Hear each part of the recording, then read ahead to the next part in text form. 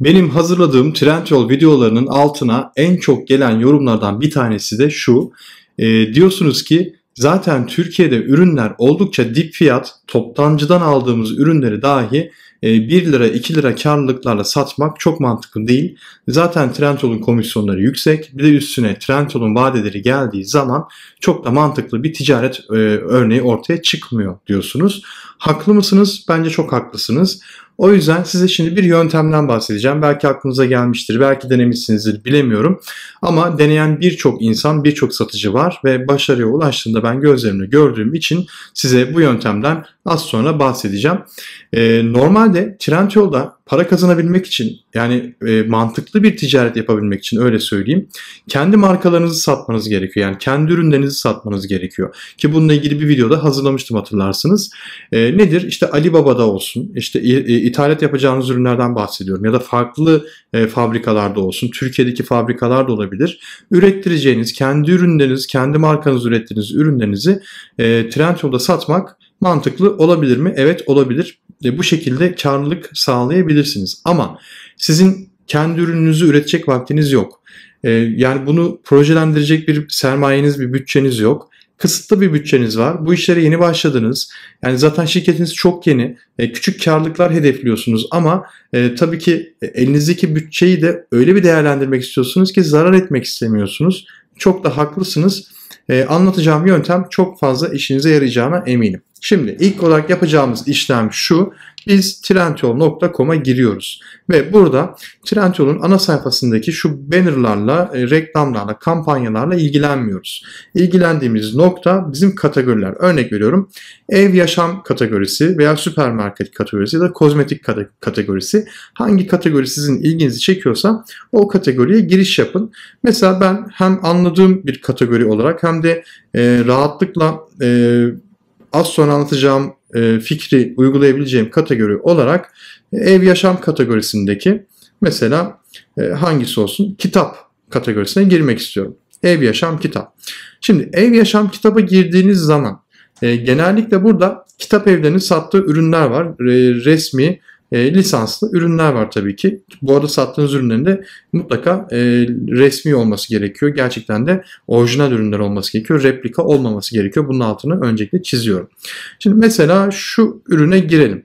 131 tane yorum yapılmış. Kim satıyor? Hangi kitapçı satıyor? Kaç tane kitapçı satıyor? Bakın Kelepir kitap satıyor. Bir de FA kitap. 2 tane firma satıyor bunu. Şimdi burada yaptıkları şey ne? Dikkat ederseniz ki bu yöntemi burada uygulamışlar. Burada işte TYT fizik, biyoloji, geometri, kimya, matematik ve YKS kitaplarını yani 6 tane kitabı bir kombinasyon haline getirmiş, birleştirmiş ve burada toplu olarak 125 liraya satıyor. Bu ürünü yani TYT biyoloji soru bankası ürününü ben normalde gitsem işte Trendyol olsun hepsi burada hiç fark etmez. Tek başına almak istesem örnek veriyorum 15 liraya alıyorum değil mi? Yani ya da 20 liraya alıyorum. Ama şimdi benim bu kitaba ihtiyacım var. Bunlara da belki ihtiyacım var bilemiyorum. Şimdi 20 liraya alacağım kitapta ne olacak? Kargo ücreti var.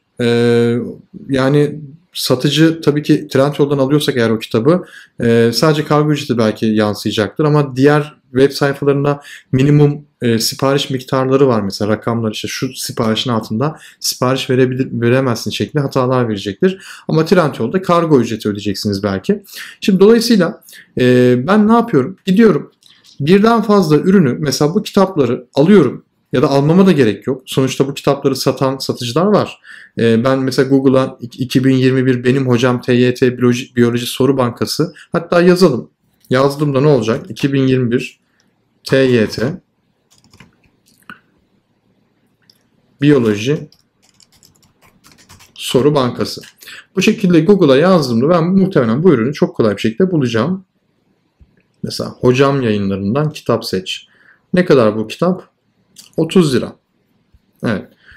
Şimdi 30 liraya satılan bir ürün. Şimdi diğer ürünler ne kadar satılıyor? Bilmiyoruz. Mesela tek tek bakmak gerekiyor. Bu arada daha ucuza bulabilir miyiz? Bence buluruz. Mesela benim hocam.com sitesinden yine 30 lira 23 kuruş. Bir tık daha uygun. Başka internet sitesine bakalım. Trendyol tek başına satıyor mu? Bu başka bir kitap. 48 liraya satılıyor. Yargı Kitap Evi'nde satılıyor mu? 30 lira 23 kuruş. Yani bu kitap 30 lira 23 kuruş. Onu anlamış olduk. Bu sadece bir örnek. Siz bu örnekten farklı ürünler türetebilirsiniz. Şimdi bu ürünleri ben ayrı ayrı aldığımda, yani ayrı ayrı sağdan soldan topladığımda, ama toplu alacağım. Yani gideceğim mesela bu siteden kargo ücreti çıkmasın diye bu kitaptan 10 tane alacağım. Gideceğim başka bir siteden geometri kitabından 20 tane alacağım kargo ücreti çıkmasın diye. Daha sonra bunları bir bundle yapacağım. Ve karımı ekleyeceğim üzerine. Yani toplamda ben bu ürüne ne kadar harcadım, örnek veriyorum. 90 lira mı harcadım? 125 lira sattığım zaman ne oluyor? Trendyol komisyonları, kargo vesaire dediğim zaman bana ne kadar kalıyor? Örnek veriyorum 100 lira kalıyor. Ben 90 liraya mal ettiğim zaman nedir? 10 lira kar ettim. Bunu kozmetik kategorisinde de uygulayabilirsiniz. Mesela hangisini seçelim? Şampuan diyelim. Saç bakım şampuan. Şimdi burada bakın, Gilis'in şampuanı dörtlü yapmış. Bir kişi bunu yapmış. Dörtlüsünü 59.90'a satıyor. Şimdi teklisini satanlar ne kadara satıyor araştırmak gerekiyor, ama aynı üründen mutlaka 4 tane 5 tane yapacaksınız anlamına gelmiyor. Siz ne yapın? Şunu yapın. Gilis'in mesela Schwarzkopf, eminim bir sürü modeli vardır. Bir sürü çeşidi vardır. Her çeşidinden birer tane koyun. Yani Trendyol'da satılmayan bir varyasyon oluşturun. Mesela Clear olmayabilir ama başka hangi ürün olabilir? Mesela bakın Gilis var burada. Bir tane bundan. Bir tane bundan. Turuncu olan Gilis'ten. Hatta şöyle yazalım.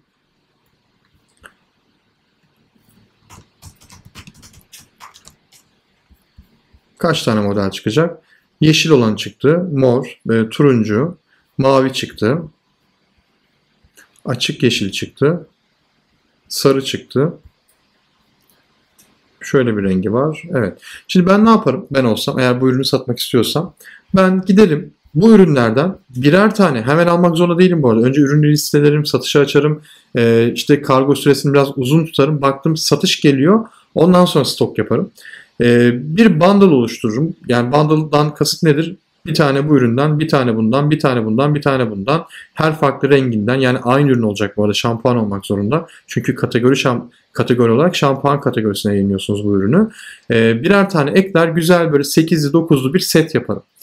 Benim maliyetlerimi hesaplarım. Derim ki ben bu 9'lu seti oluşturmak için işte 60 lira para harcadım. Trendyol komisyonunu eklerim, işte kargo maliyetini eklerim. Bütün giderlerimi eklerim. Dip toplamda bakarım ne kadar kar edebiliyor muyum bu fiyata? Atıyorum 90 liraya satarsam 20 lira kar ediyor muyum? Ediyorum. O zaman ne yaparım? 90 liraya bu seti yazarım, koyarım.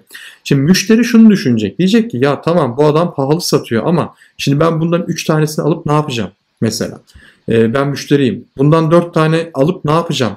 Ama her birinden birer tane bir bundle içerisinde, set içerisinde olursa o zaman bir işime yarar belki. Yani eğer alıcıysam daha çok işime yarayacaktır. Dolayısıyla bu şekilde çeşitlemeler yapmak çok mantıklı olabilir. Mesela yine süpermarket kategorisinde mesela neye örnek verelim? Kedi köpek mamaları değil ama mesela çamaşır yıkama diyelim. Şimdi burada mesela burada bir bundle yapmış. Farklı ürünlerin bundle'ını yapmış. İşte bulaşık deterjanı, çamaşır makinesi şeklinde ekonomi paketi diye bir paket yapmış bir kişi. Bakın bu da çok mantıklı. Yani destekleyici ürünler olabilir. Siz çamaşır toz deterjan satıyorsunuzdur. Yanına yumuşatıcıyı koyarsınız. Ne bileyim oda parfümü koyarsınız. Ya da işte çamaşır parfümü koyarsınız. Şu an atıyorum. Ya da çamaşır yıkama topu koyarsınız yanına. Bu şekilde bir bundle yapabilirsiniz. Bunun hiçbir sakıncası yok ve dikkat ederseniz yorum sayısına bakın. 13.680 kişi yorum yapmış. Yani bu ürün yok satıyor. Deli gibi satıyor. Yani kaba tabirle deli gibi satıyor diyebiliriz. Bu bundle tutmuş. Yani siz de bu şekilde tutan bundle'lar yapabilirsiniz. Mesela farklı markaları kombinlemek belki hani çok mantıklı olmayabilir ama aynı markaları bu şekilde kombinleyebilirsiniz. Yani markanın belki bulunmak istemiyordur ikinci bir markayla yan yana. O yüzden markaları kombinlemek riskli olur ama aynı markanın ürünlerini kombinlemek farklı ürünlerini riskli olmayabilir. Mesela Duru'nun granül sabunu. Bunun yanına Duru'nun işte atıyorum ya Duru değil de işte ev yapı ait Activex'in şampuanlı, sabunlu koyarsınız mesela. Bir bundle yaparsınız. İkili bundle. Hiç kimsenin düşünmediği, yapmadığı bir şey düşünürsünüz. Mesela Pervol ne yapmış mesela? Her rengi yapmış. Bakın Pervol siyahlar için, renkler için, beyazlar için, işte bunu bilmiyorum ne olduğunu. Bu şekilde bir dörtlü bundle yapmış. Bakın ne kadar çok satıyor. 6790 müşteri yorumu gelmiş. Demek ki insanlar bunları tercih ediyor, seviyor. Bu şekilde bundle'lar yapmanızı ben öneriyorum. Dikkat ederseniz hep aynı markalar bu şekilde bundle'lar yapmışlar ama siz düşünülmeyeni, yapılmayanı yapın. Tabii benim gösterdiğim kategorilerle kısıtlı kalmayın. Farklı farklı kategoriler düşünebilirsiniz. Mesela erkek spor ayakkabı, örnek veriyorum, Adidas gibi değil de daha böyle ismi çok duyulmamış markalar daha iyi olabilir. Bir ayakkabı bulursunuz. Mesela Mugo'nun bir ayakkabısı diyelim ki. Beyaz ayakkabı. Bunun yanına siyah maviyi koyarsınız. İşte 44 numara örnek veriyorum. 45 numara, 43 numara en çok satan erkek ayakkabı numaraları ya da kadın ayakkabı numaraları önemli değil. Bu şekilde bundle'lar yapabilirsiniz. Yani tercih edilir mi denemek gerekiyor. Bunları listeleme yaparak tabii denemelisiniz. Tabii ki markaların haklarını da ihlal etmemeniz gerekiyor. Herhangi bir uyarı aldığınız takdirde o markalardan satışı durdurmalısınız ya da o markaların izniyle satmakta faydanıza olabilir. Ayakkabı, çanta kombinasyonları, kombinleri yapabilirsiniz mesela. Erkek spor ayakkabısı satarken mesela basketbol ayakkabısı satacaksınız diyelim ki. Bir tane spor havlusu eklersiniz. Onların tek bir fiyatını verirsiniz. Ama benim önerim kesinlikle kozmetik. Yani evde kullanılan ürünler, işte tıraş bıçağı mesela. Tıraş bıçağını ben de zamanında sattığım için biliyorum. Hızlı tüketilen, çok sık tüketilen ürünlere girmeniz çok önemli. Çünkü bu tür ürünler insanlar bir kere aldığı zaman ikinci kez alma eğilimi gösteriyorlar. Özellikle Trendyol'dan. Ben de sürekli alışveriş yapıyorum Trendyol'dan. Sepetime ekleyip satın aldığım bir ürünü, mesela burada bir maske ürünü almışım mesela. Bu ürünü sıklıkla tekrar girip aratıp farklı böyle uygun fiyatlar var mı diye bakıyorum aynı markaya ait. Bazıları mesela şey yapıyor. Çocuk maskesiyle yetişkin maskesini kombinlemiş. Geçen onu satın aldım. Niye? Çünkü çocuk maskesine de ihtiyacım var. Yetişkin maskesine de ihtiyacım var. Şimdi ikisini ayrı ayrı aldığınız zaman kargo ücreti çıkıyor. Trendyol'da biliyorsunuz 35 TL üzerine kargo ücreti var. Dolayısıyla ben onları kombinlediğim zaman, yani ikisini beraber, yani ayrı ayrı satıcılardan almak yerine tek satıcı ikisini kombinleyerek sattığı zaman ben onu tercih edebiliyorum. Benim için mantıklı olabiliyor. Toptancılara bakabilirsiniz. Mesela toptantr.com sıklıkla kullanılan bir e-ticaret sitesidir. Toptantr.com'daki ürünleri kombinleyebilirsiniz. Oradaki çok satılacağını düşündüğünüz ürünleri kombinleyebilirsiniz. İşte atıyorum sabun satacaksınız. İşte sıvı sabun. Yanına bulaşık deterjanını koyarsınız mesela. Bir kombin denersiniz. Bunları denemekten bir zarar gelmez. Yani deneyin. Ancak deneye deneye doğru olanı buluyorsunuz zaten. Bu şekilde kombinasyonlar yapıp karınızı yükseltebilirsiniz. Daha yüksek fiyat koyabilirsiniz. Yani insanlar şunu düşünmez. Ya bu ürün tek başına 10 lira, bu diğeri 20 lira. Toplasan 30 lira edecek ama bu kişi 39 liraya satıyor. 9 lira daha pahalıya satıyor diye düşünmeyecektir. Çünkü siz orada dediğim gibi bir kargo avantajı yaratıyorsunuz. Ve ayrı ayrı satıcıdan aldığı zaman kişi zaten kargo ücreti ödediği zaman aynı fiyata, hatta daha pahalıya gelecek. O yüzden müşteri şunu düşünecektir. İkisi bir arada gelir ya da tüm ürünler bir arada gelir. Ekstra kargo ödememiş olurum. Benim için daha mantıklı bir alışveriş olur diye düşünecektir ve bunu düşünen, emin olun, çok fazla insan var. Yapanlar da var. Örneklerini de gösterdim. O yüzden bu şekilde karlı bir Trendyol'da ticaret yapabilirsiniz. Bu ticaret yöntemini ben kesinlikle öneriyorum. Trendyol'da hiç satıcı hesabı açmadıysanız da hemen bu videonun altındaki linkten Trendyol satıcı hesabınızı bir an önce açmanızı öneriyorum. Şirket olmanız gerekiyor. Şirket sizin adınıza olabilir ya da iş yaptığınız bir iş ortağınızın adına olabilir. Fark etmez.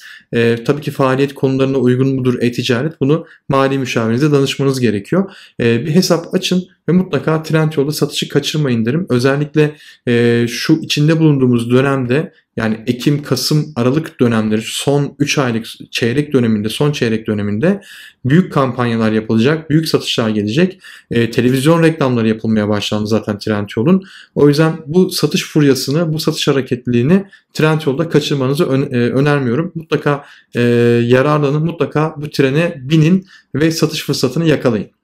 Sorularınız olsa da yine ben buradayım. Videonun açıklama bölümüne yazabilirsiniz. Görüşmek üzere.